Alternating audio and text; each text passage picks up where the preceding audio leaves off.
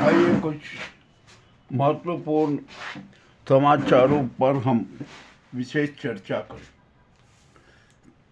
सबसे बड़ा सवाल को रेपिस्ट कुलदीप सेंगर की जमानत का है और दिल्ली हाई कोर्ट ने जो निर्णय दिया उसके खिलाफ जनता सड़कों पर है। मामला बड़ा उच्च स्तर पर पहुंच चुका है। सुप्रीम कोर्ट के सामने अब ये मामला चला गया। सीजेआई सूर्यकांत जी ने इस मामले को बड़ा गंभीर समझा और तुरंत ही इसको सुनवाई के लिए तय किया। हालांकि सुप्रीम कोर्ट की छुट्टी 4 तारीख को है, 4 जनवरी तक रहेगी, किंतु सीजेआई ने एक विशेष ऑर्डर दिया कि हम इस केस की सुनवाई 29 तारीख सोमवार को करेंगे। और इसी के साथ साथ उन्होंने पक्ष के और विपक्ष के वकीलों को भी कहा कि वे हम मौजूद रहें और इसके लिए 3 सदस्यीय बेंच का भी गठन भी कर दिया गया है। सीजेआई खुद इसमें है, न्यायमूर्ति मसी इसमें है और एक और न्यायमूर्ति है। ये तीनों प्रकरण की सुनवाई करेंगे। मामला बड़ा रोचक है। अब ये जो कल सुनवाई होगी ना, ये सुप्रीम कोर्ट की अग्नि परीक्षा है, सीजेआई की अग्नि परीक्षा है। उन्हें सच जानकर पूरा निर्णय देना ही पड़ेगा। मामला बड़ा विचित्र हो गया है। और आइए अब यहाँ पर एक बड़ी कुलदीप कांड में बहुत बड़ी विचित्र बात है कि हजारों महिलाएं सड़कों पर हैं, प्रदर्शन कर रही हैं, किंतु कुछ तनिक छोटी सी एक छोटे से झुंड में कुछ महिलाएं आई और वो रेपिस्ट कुलदीप सेंगर के पक्ष में कहने लगी, वे प्रदर्शन करने लगी। तो जो वहाँ विरोध में जो महिलाएं प्रदर्शन कर रही थी ना, उनसे उनकी बहुत गर्मा गर्म बहस भी हो गई। मामला बड़ा विचित्र हो गया। और इसी के साथ साथ भाजपा नेता भी वहाँ पर महिलाओं से भिड़ने के लिए और उनको बरगलाने के लिए मैदान में आए, तो उन महिलाओं का गुस्सा टूट पड़ा और भाजपा नेताओं को वहाँ से भागना, उल्टे पांव भागना पड़ा। तो भाजपा ये रेपिस्ट के पक्ष में क्यों आ रही? ये तो बड़ा विचित्र मामला है। आखिरकार जो ये कलयुगी मेनका के जो रसिक है ना, ये उस रेपिस्ट के साथ क्यों खड़े हो रहे हैं? ये भी तो मामला बड़ा गंभीर है। अब सोचना पड़ेगा कि क्या होगा। अब प्रभाविता ने एक बहुत कड़वा बयान दे दिया। उसने स्पष्ट कह दिया कि यदि मुझे न्याय नहीं मिला न्यायालय से तो मैं फूलन देवी बन जाऊंगी। मामला बड़ा गंभीर हो गया। अब कल देखते हैं कि सीजेआई सूर्यकांत जी किस प्रकार का निर्णय देते हैं। मामला तो बड़ा गंभीर है।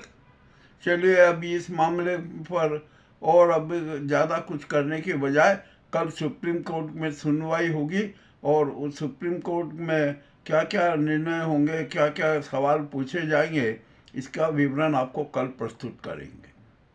अब इसी के साथ साथ एक मामला हमारे मध्य प्रदेश में भी आ गया। सतना में एक भाजपा नेता के उन्होंने एक महिला के साथ रेप किया, चाकू की नोक पर धमका धमका।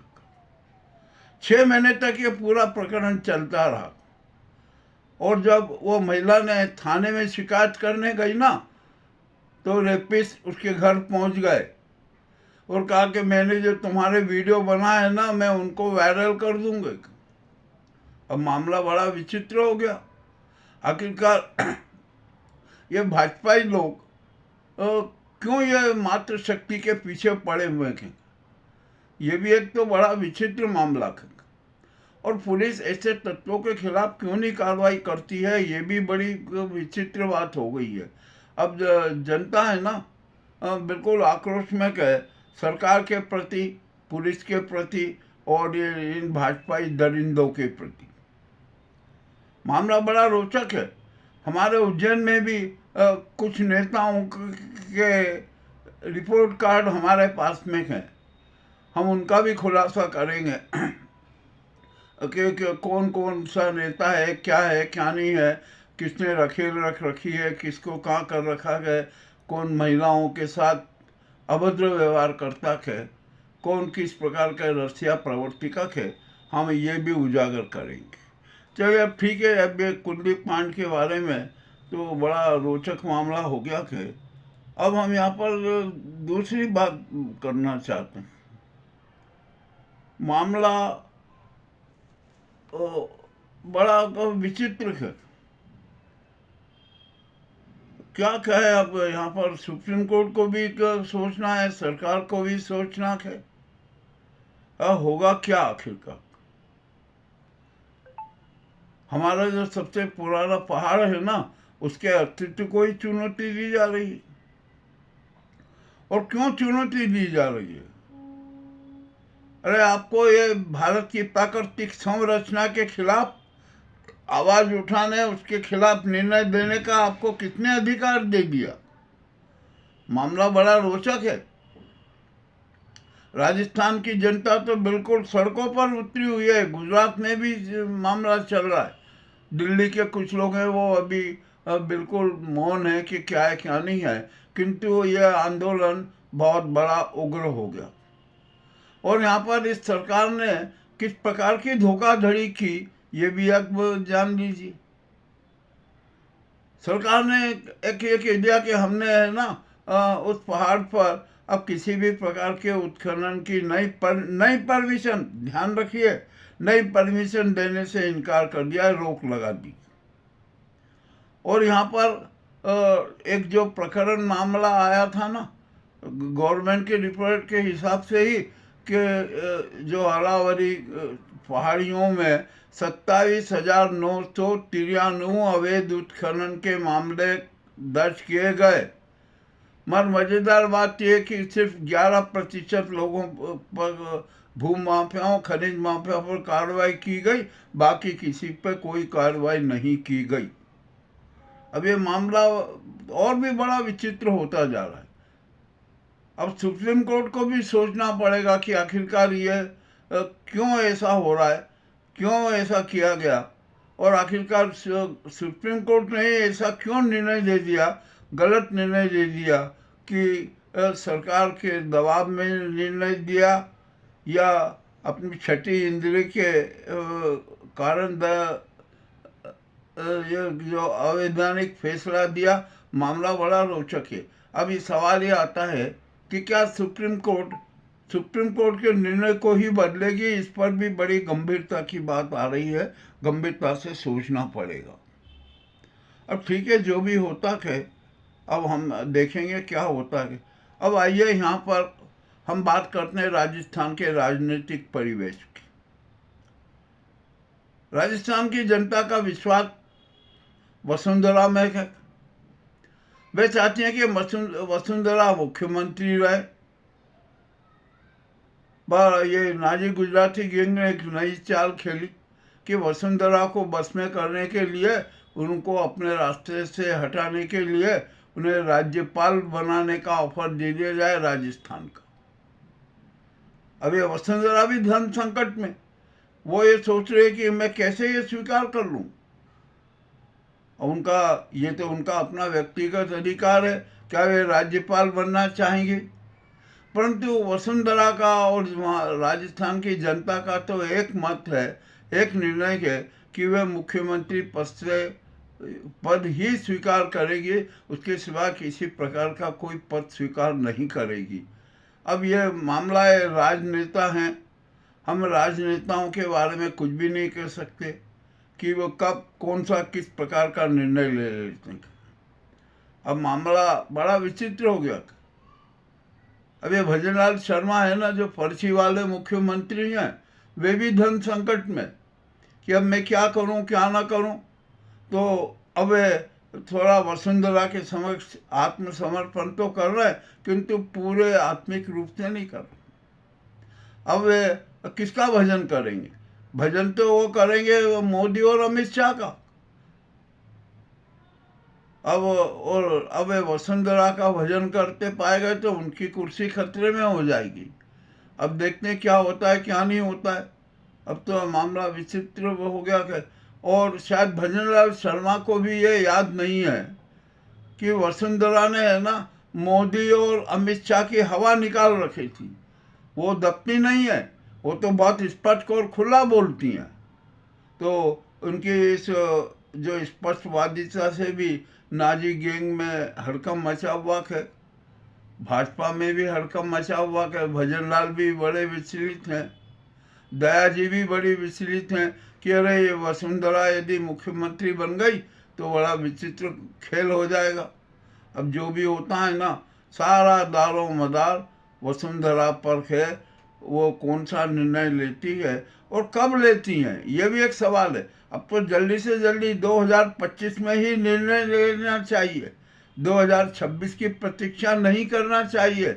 अब देखते हैं क्या करती हैं वो वसुंधरा। हम तो सिर्फ ये बात रख सकते हैं, जो जनता की सोच है, जनता की भावना है, वो प्रस्तुत कर सकते हैं। और वैसे भी वसुंधरा के समर्थक विधायकों की भी संख्या बहुत थी। यदि वसुंधरा को मुख्यमंत्री बनाया जाता है तो भाजपा को एक नया स्वरूप मिल सकता है, अन्यथा भाजपा के लिए राजस्थान में कोई अवसर नहीं है। ये भी बहुत स्पष्ट बात है। अब देखते हैं वसुंधरा जी कौन सा निर्णय लेती हैं। उनके निर्णय पर के बाद ही हम कुछ समीक्षा करेंगे कि आखिरकार माजरा क्या है। चले, अब ये भी बात, राजस्थान की भी हमने बात कर दी, सतना की भी हमने बात कर दी। अब आते हैं हम ये चुनाव आयोग। चुनाव आयोग में तो बड़ी विचित्र खेला हो रहा है। वहाँ पर एक संजय सॉफ्टवेयर चला और एक डुप्लीकेशन का वाला सॉफ्टवेयर था। इस डुप्लीकेशन पकड़ने वाले सॉफ्टवेयर को तो ज्ञानेश कुमार जी ने बता दिया था कि ये तो कचरा है, किसी उपयोग का नहीं है, हमने इसको कचरे में डाल दिया। ठीक है भाई, डाल दिया। अब आपने जो आपका संजय जो सॉफ्टवेयर चला है ना, उसकी भी अब पोल उजागर हो गई। आप सारे जिनके नाम हटाने का सारा काम आप खुद यहाँ पर कर रहे हो संजय से पोर्टल के माध्यम से। नोटिस भी आप यहीं से भेज रहे हो। आपने बिहार में नोटिस इसी संजय सॉफ्टवेयर के माध्यम से भेजे, बंगाल में भी इसी सॉफ्टवेयर के भेजे। अब वहाँ पर उत्तर प्रदेश में मामला उलझ गया। उत्तर प्रदेश में भाजपा के ही लगभग 4 करोड़ वोट काटे जा रहे हैं संजय सॉफ्टवेयर के माध्यम से। योगी भी भड़क उठे, वहाँ के भाजपा नेता भी भड़क उठे और सांसद भी भड़क उठे कि अरे ये क्या कर रहे हो आप, यदि ऐसा किया ना तो ये तो बड़ा दुख भरी बात हो जाएगी। तो ज्ञानेश कुमार ने फिर पलटी मारी और उन्होंने पलटी मार की जो अन्य राज्यों में जहाँ SIR हो रहा है ना, डुप्लीकेट सॉफ्टवेयर को लागू कर दिया। अरे जो कचरा था बिल्कुल आपके काम का नहीं था, आपने सुप्रीम कोर्ट में हलफनामे में दिया है, आपने सुप्रीम कोर्ट को बताया, तो जब इतना खराब था तो उसको वापस क्यों लागू किया। अब फंस गए ना ज्ञानेश कुमार, सुप्रीम कोर्ट को धोखा दिया, जनता को धोखा दिया, सबको धोखा दिया। मगर वो फिर भी अब वो अपनी बचत का रास्ता देख रहे हैं और अपने अपराध है ना पूर्व CEO राजीव कुमार पर डाल देंगे और निश्चय डालेंगे। परंतु हम एक बात यहाँ बहुत स्पष्ट रूप से कह दें कि राजीव कुमार और ज्ञानेश कुमार की इतनी औकात नहीं है कि अपने मन मर्जी से कुछ भी कर सकें, ये SIR करवा सकें। नहीं, इसके तो प्रेरणा स्रोत है ना ये नरेंद्र मोदी जी और अमित शाह हैं। तो अभी सुप्रीम कोर्ट को न्याय देना है, सच्चा न्याय देना है कि ज्ञानेश कुमार और राजीव कुमार के साथ साथ जो उनके प्रेरणा स्रोत है, उनके संरक्षक हैं नरेंद्र मोदी और अमित शाह, उन पर भी कठोर कार्रवाई होना चाहिए। ये तो प्रजातंत्र के साथ धोखा हो रहा है, जनमत के साथ धोखा हो रहा है, जनता के अधिकार हैं उनके साथ धोखा हो रहा है और ये तो संविधान के साथ धोखा हो रहा है। तो सुप्रीम कोर्ट को अब कठोर से कठोर निर्णय लेना पड़ेगा। अब ये SIR है ना, यह बहुत गलत तरीके से हो रहा है, इसको रद्दी करना पड़ेगा। अब यहाँ पर आ जाइए, हम यह बात करते हैं, जब सुप्रीम कोर्ट में सारे मामले उजागर हुए, ज्ञानेश कुमार के सारे हथकंडे और कुकृत्य उजागर हो गए हैं, तो बिहार सरकार का क्या होगा?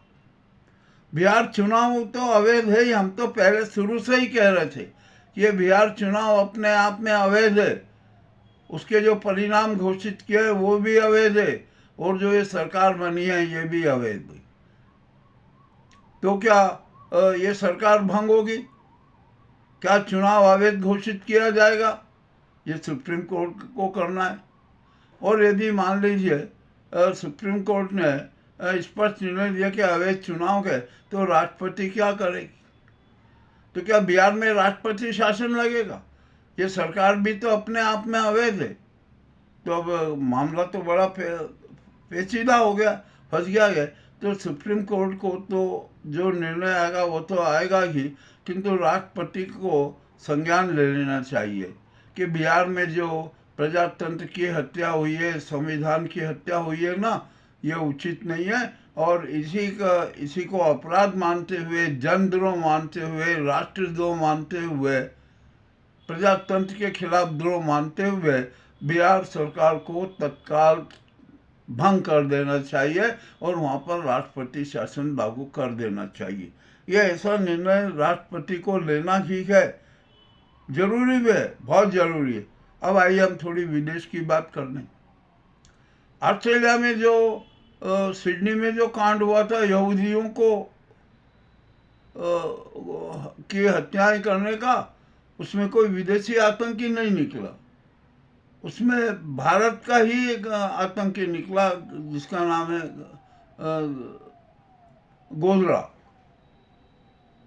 गोधरा ने ही वहाँ पर ये सारे हत्याकांड करवाए। तो वहाँ ऑस्ट्रेलिया में भी भारत की किरकिरी हो गई, और इसके साथ ही भारत में जो नकली रेबीज भेजे थे उसके मामले में भी भारत की किरकिरी हो गई। अब क्या हो रहा है क्या नहीं हो रहा, देखते हैं क्या होता है। दूसरी तरफ रूस और यूक्रेन युद्ध अब अंतिम परिणाम की तरफ आ गया। रूस ने क्यू पर बहुत तगड़े हमले किए, वहाँ बड़ी तबाही मच रही है।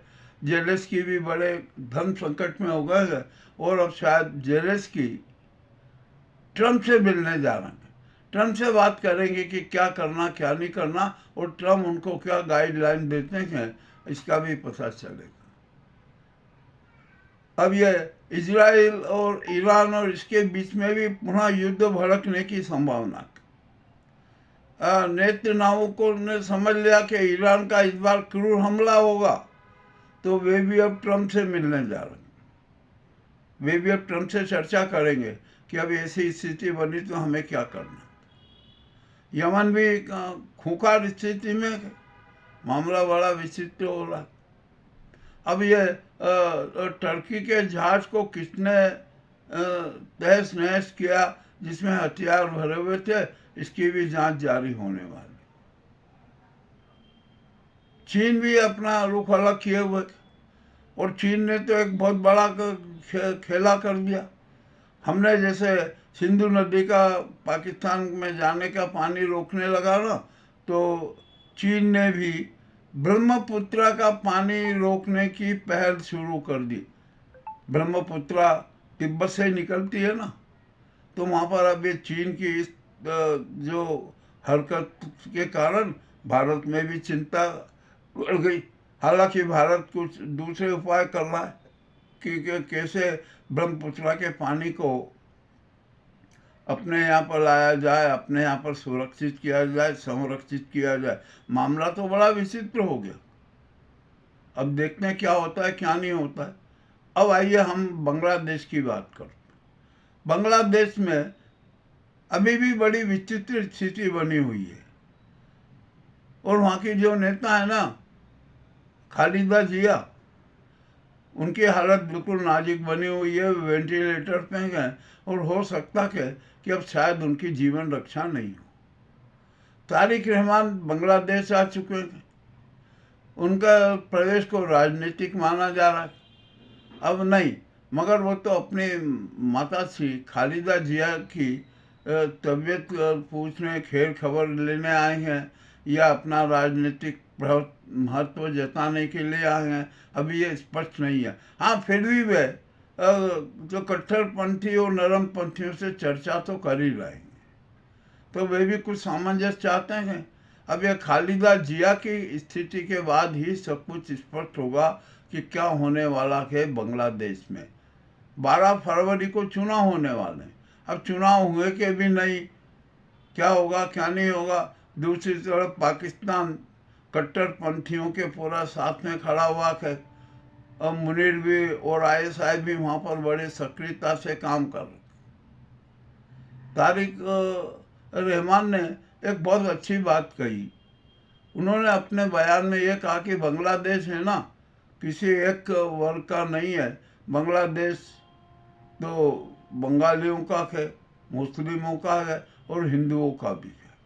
तो ये एक बड़ी अच्छी बात कही है उन्होंने, परंतु इस बात को मानेगा कौन, सवाल तो ये है। अब जो वहाँ के जो प्रभारी हैं यूनुस, उनकी भी स्थिति बड़ी विकृत होती जा रही है। वे भी डगमग की स्थिति में आए हुए हैं। अब देखते हैं, तो देश विदेश में है ना बड़े विचित्र हालात पैदा हो गए हैं। और सबसे मज़ेदारी की बात तो ये है कि भारत के इन धार्मिक चिंटुओं के कारण पूरे विश्व में भारत की किरकिरी हो रही है। अब तो मुस्लिम देश भी भारत के खिलाफ हो गए हैं, क्रिश्चियन देश भी भारत के खिलाफ हो गए हैं।